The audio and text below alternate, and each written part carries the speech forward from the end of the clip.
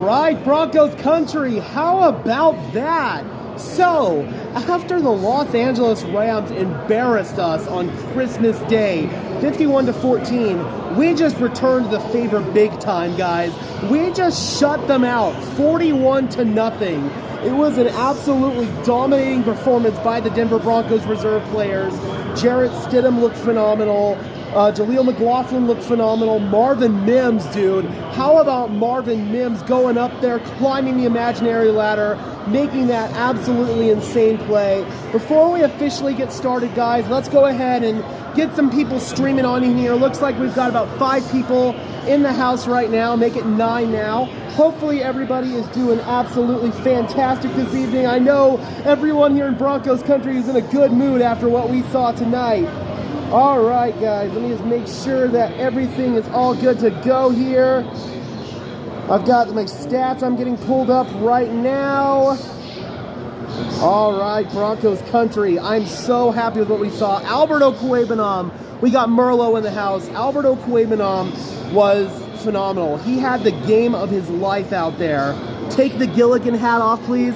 I would, but my hair looks like crap, so we'll just go ahead and leave the Gilligan hat on for now, because my hair just looks absolutely terrible. So we're going to rock the Gilligan hat tonight, but man, guys, this was just an absolutely dominating performance. First thing I want to get into right away, elephant in the room, guys. Alberto Cuebanam had a career day out there today. He caught 7 passes for 109 yards and a touchdown tonight. He was making some big explosive plays. He looked good as a blocker as well. Alberto Cuebanam, after struggling in the first preseason game, bounced back big time in the second preseason game against the San Francisco 49ers. And now, guys, he's taken his game to another level in this game, and he's fighting for a spot on some team somewhere, be it here in Denver on our roster, on our active roster, or you know that tonight, at bare minimum, Alberto Cuebanam significantly boosted his trade value with what we saw out of him tonight. The dude looked absolutely sensational out there. He looked comfortable. He was in the right spots in the voids and zone coverage. He was beating his guys in man coverage. Alberto Cuebanam looked like a completely different player out there. This is the biggest blowout in all the NFL preseason. Wow. Keep it up. Thank you so much. I appreciate it. Can't let a playmaker go, DH says. I mean, I tend to agree. The only thing that I'm wondering right now is Nate Atkins still ahead of him on the roster? But another theory that got floated around that I saw scrolling through Twitter tonight is that there's a possibility. What happened? Text accident? It was absolutely insane, man. It was such a lopsided game. I was trying to reply to DS and hit him. Oh, gotcha. Oh, well, hopefully, I don't know how to unclear that, unfortunately, so that one you'll have to figure out. But anyway, guys, a couple of storylines from this game. Jarrett Stidham, I feel like, has definitely solidified the Broncos' backup quarterback job.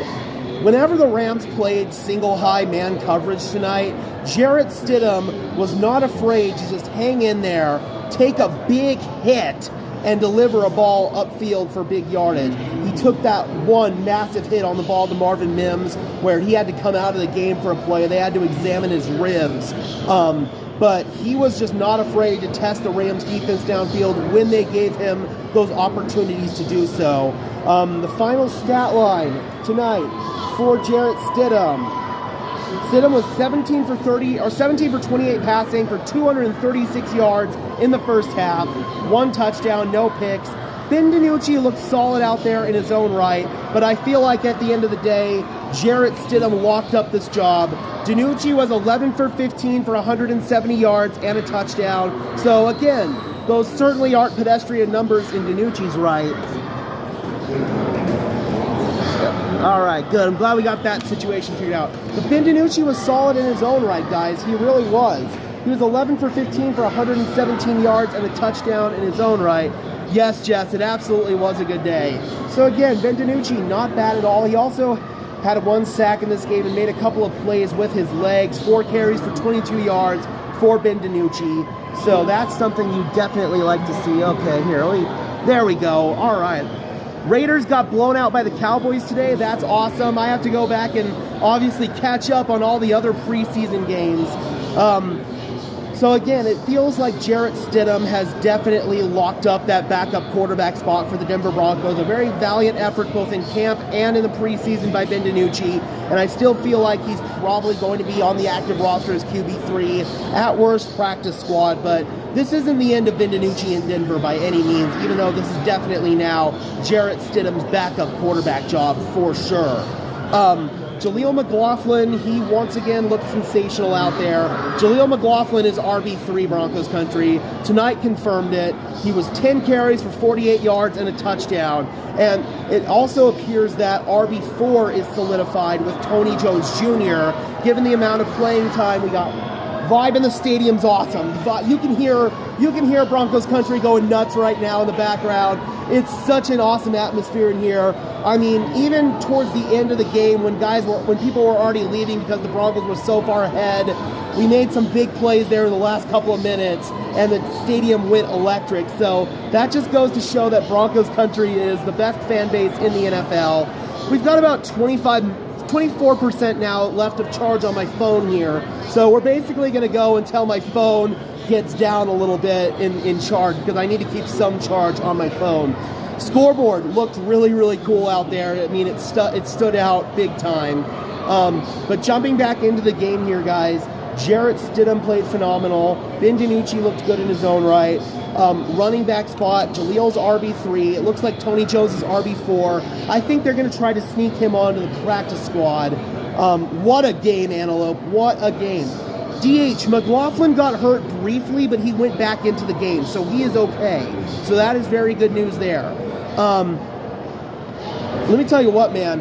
I saw a stat on Twitter. The Broncos have shut out their opponents the Broncos have beaten their opponents 78-8 or something like that when wearing white uniforms at home. So watch out, Washington Commanders. Jess says, love that. Finally feels like it's football season. I'm hyped. Absolutely. And that's what it felt like in the stadium tonight. The atmosphere was just absolutely insane and electric. It was just so fun to watch that.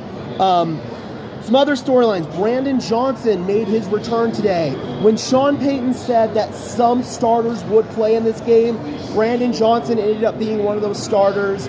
Marvin Mims, if you want to count him a starter, was one of those starters. Brandon Johnson, 2 catches for 58 yards. A couple of big plays out there. Little Jordan Humphrey, 4 catches for 57 yards. Marvin Mims, 2 catches for 51 yards, including that play where he went up and climbed the imaginary ladder. The Rams, I believe, came out in single high man coverage. Jarrett Stidham saw it right away and launched the ball up to his best matchup, which was Marvin Mims. And he took a massive shot on that play, but still was able to deliver a perfect ball to Mims. He climbed the imaginary ladder. He did, unfortunately, get touched down on that play. Otherwise, it would have been a touchdown, but still a really fun way. Did they show Peyton smiling after the Broncos? They did not. I am going to go home and watch some of the broadcast footage as soon as I get home. I want to get a Jaleel McLaughlin film study out and probably a Jarrett Stidham film study, but that one will probably come tomorrow. But I definitely wanted to highlight and showcase Jaleel McLaughlin in this one because he was so fun to watch. Yeah, Stidham looked great. Maher, absolutely pleased with Brett Maher's performance tonight. Coming over here, 2 for 2 on field goals, 5 for 5 on extra points, long field goal of 46. The only bugaboo for Maher tonight was that he did have a bad kickoff that went out of bounds. But besides that, Brett Maher was absolutely fantastic. We were 5 for 5 in the red zone, just like Diaz said here. We had over 450 yards of offense, I believe I saw on the Jumbotron as I was walking out. So, in fact, I'll come over here and look at the team stats here. I've got my little tablet here, so thank you for the informality of this. We gained 33 first downs tonight, Broncos country. 33. I kept thinking that if Peyton was the Ram coach, I don't think he would have made it out without a stroke or two. Absolutely, man. The Rams did not look good at all. Another guy we need to talk about, Essane Bassi, had another interception in this game. Drew fucking Sanders, man. Drew Sanders was all over the place. He was making plays in the run game. He was making plays in the pass game. He got an interception that Stetson Bennett threw right to him. He did fumble it, but thankfully Elijah Garcia was able to jump on it. Elijah Garcia also looked really good out there. The backup offensive line, just like Rothman said, looked really, really good. Over 500 yards of offense. Okay, that's right. I checked it before that last 2-minute drive. I was walking down the concourse on that last 2-minute drive there, so I watched that one from really close up. That was kind of fun to watch. Yeah, man, just the team was clicking. Everything was in sync. Penalties were at a minimum. DS says Drew Sanders Rookie of the Year. I mean, dude, he played like a Rookie of the Year candidate. He really did. We got Carlos in the house, says Broncos better keep Alberto. Alberto, again, looked phenomenal out there. And if the Broncos don't keep him, he most definitely boosted his trade value. But as I talked about, I think that the Broncos could be looking to maybe keep both Nate Adkins and Alberto, because Nate Adkins can be a really good contributor as a fullback in this game. And they gave Michael Burton a lot of looks in this game, which could mean that he's maybe in danger of not making the team. Was hoping they wouldn't use McLaughlin quite as much, but he didn't get injured, so let's go. Absolutely. Pretty clean game, too, especially for second and third stringers. Love the low penalties. Absolutely. And that's the Sean Payton effect right there. Yeah, Elijah Garcia looked really good. Elijah Garcia definitely looked really good. I'm not sure when Sean Payton's presser is. That's the only downside of not being back home and in the studio, is that we can't bring in the press conference in this post-game stream here. Such a hard choice who to keep. Do we keep DiNucci?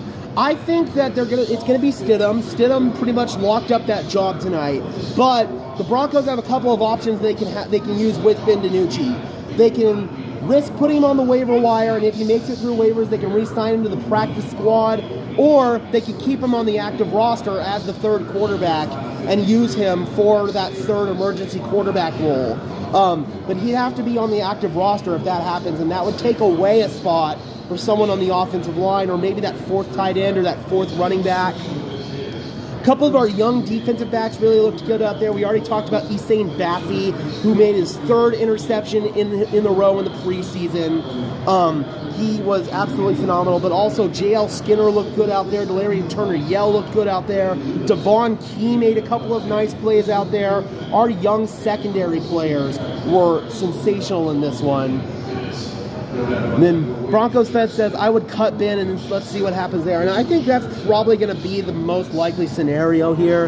And yes, Stetson Bennett did look like hammered dog crap. Threw a couple of interceptions. One of them was right to Drew Sanders. He was just uncomfortable seeing the field out there. So the Rams' backup quarterback spot is definitely a bit of a concern right now. Brett Rippon also got into the game, former Bronco, and although he did move the ball slightly better than Stetson Bennett did, at the end of the day, the Rams' only chance they had at sniffing points tonight was a field goal that ended up getting missed from like 46 yards out by their rookie kicker. So tonight was just not a good day for the Rams, and I think, if anything, tonight showcased that the depth for the Denver Broncos is really strong in comparison to the Rams. Jess says, I'm most excited because you can see the gradual team improvement. Absolutely. Absolutely, you sure can. That tackle made me so angry. Marvin glad he didn't get injured. Absolutely. That was a scary tackle there. The player ended up getting thrown out of the game. It was a absolutely ridiculous, just pointless face mask penalty. All right, guys, so I think we're going to have to start exiting the stadium now.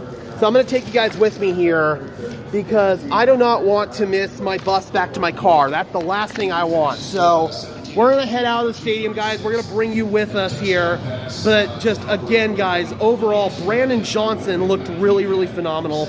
ODS, it's not going to happen. I'm not sleeping tonight. I might get some sleep later, but it's most likely not going to happen. All right, Broncos country, we're heading out as we speak here. Really fun, beautiful night here in Denver. That was such an awesome performance by this team. Just an all-around complete performance, guys. I was really pleased. Alberto Cuebanam, it's going to be a really interesting conversation to see what the team does with him. Oh, all right. Thank you, Esteban. I appreciate it. We're still going to be live, though. I'm going to keep this live for a little while until we get on the bus here. So we're walking down right now to the train station. Make sure I don't fall down the stairs here.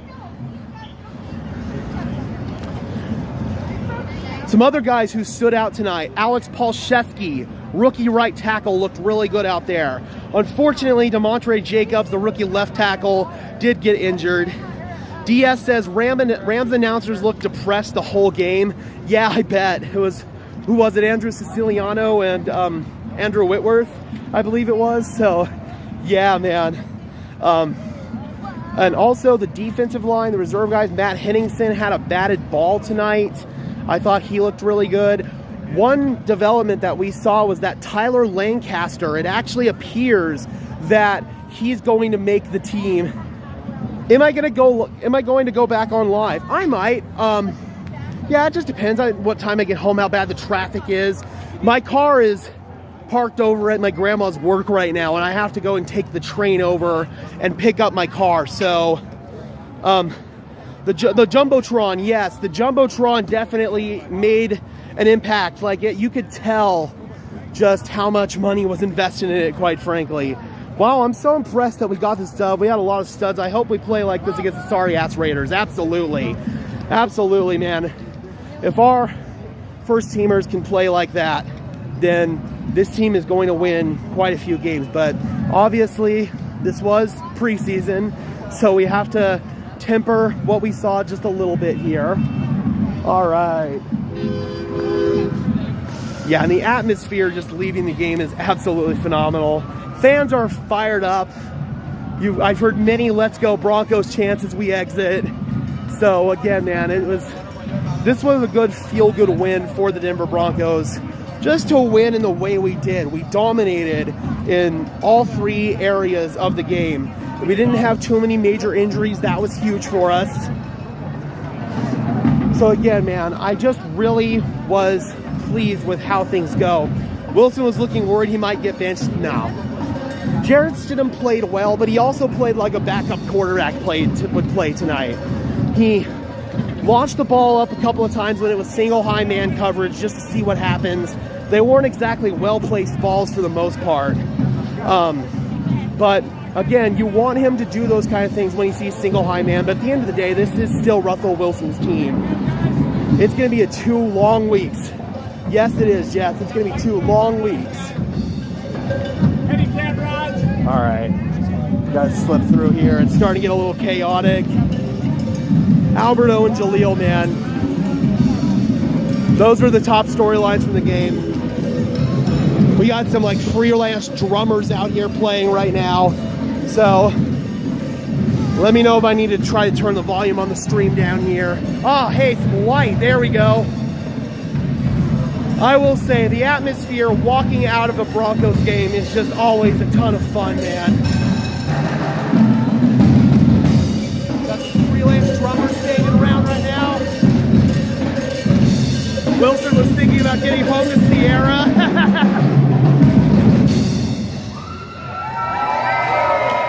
Let's go, Broncos!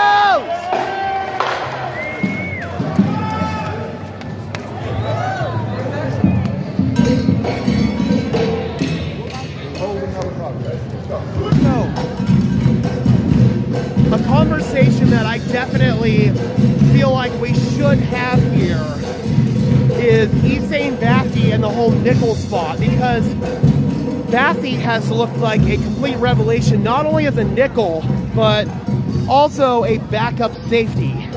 And I feel like Essane Bassey at this point could be giving K'Wan Williams a run for his money. Williams is down right now with an injury, so he didn't play in this game.